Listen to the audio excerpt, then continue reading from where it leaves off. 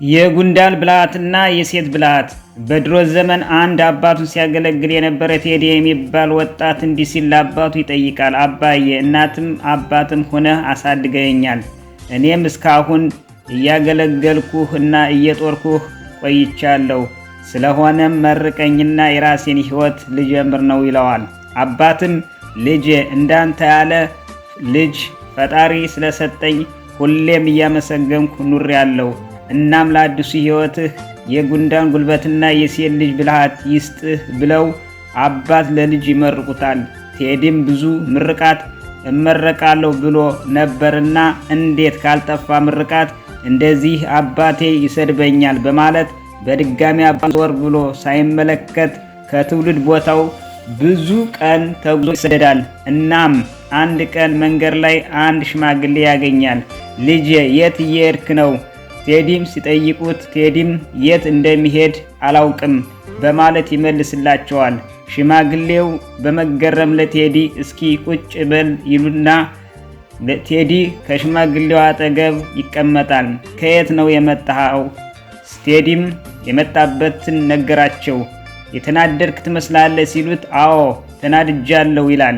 በል እስኪ ምን ነገር ነው ያናደደ ሲሉት ቴዲም ከሕፃንነት ዕድሜ ጀምሮ እስከ አሁን ድረስ አባቴን ሳገለግል ኖርኩኝና አባቴ መርቀኝና አዲስ ሕይወት አዲስ ጎጆ ልጀምር ነው ስለው የጉንዳን ጉልበት የሴት ልጅ ብልሃት ይስጥህ ብለው ረገሙኝ ብሎ ለሽማግሌው ይነግራቸዋል። ሽማግሌው አባትህ አዋቂና ብልህ ሰው ናቸው ይለዋል። ና ብለው ወደ አንድ ትልቅ ድንጋይ ይቀርባሉ። ሽማግሌው ይህን ድንጋይ ገልብጠው ብለው ይነግሩታል። ልጅም በተነገረው መሰረት ድንጋዩን ሲገለብጠው ጥቂት ይመለከታሉ። ሽማግሌው ልጄ፣ አየህ አይደል የጉንዳኖች ጉልበት፣ ጉንዳኖቹ ትንሽ ናቸው፣ ግን ሌትና ቀን ከተለያየ ቦታ ስለሰበሰቡ ነው ይህንን እህል ያጠራቀሙ። እናም አባትህ ትልቁን ምርቃት ነው የመረቀህ ብለው ሁለተኛና የሴት ልጅ ብልሃት ብለው ይወስዱታል። ሽማግሌው ወደ ቤት አጠገብ እንደቀረቡ ልጄ፣ ወንዝ ውሃ ለመቅዳት ሂዳለችና ስትመጣ ውሃውን አንተ ሴቷ ጀርባ ላይ ታወርድ እናም ካወረድክ በኋላ ጡቷን ጨበጥ አርገህ ልቀቀው ይሉታል። ልጅም እንደተባለው እንዳሉት ውሃውን አወርዳለሁ፣ የልጅዋን ጡት ግን አልጨብጥም ይላቸዋል። ሽማግሌው እኔ ነኝ ያዘዝኩህ አትፍራ ይሉታል።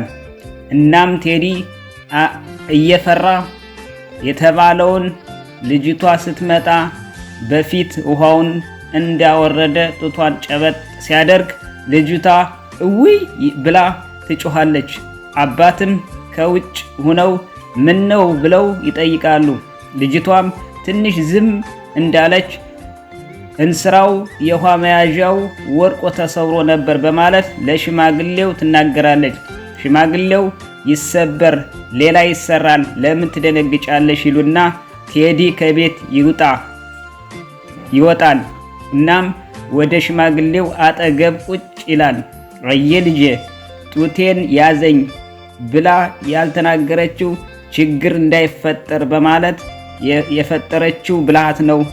እናም አባት የሴት ልጅ ብልሃት ይስጥህ ያሉት ሁሉን ነገር በዘዴ በብልሃት እንድትወጣ የመረቁህ ምርቃት ነው ይሉትና አሁን ሂድና አባትህን ይቅርታ ጠይቅ ይሉታል።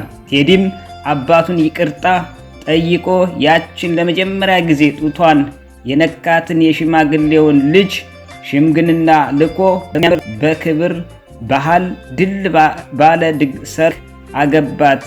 የሚያምርና የሚያስቀና ኑሮ መኖር ጀመሩ። ይህ የልቡልቅ ሚዲያ ነው። ዳንጊስ ሲምባ ሀግ ሰሚያ። መልካም የፋሲካ በዓል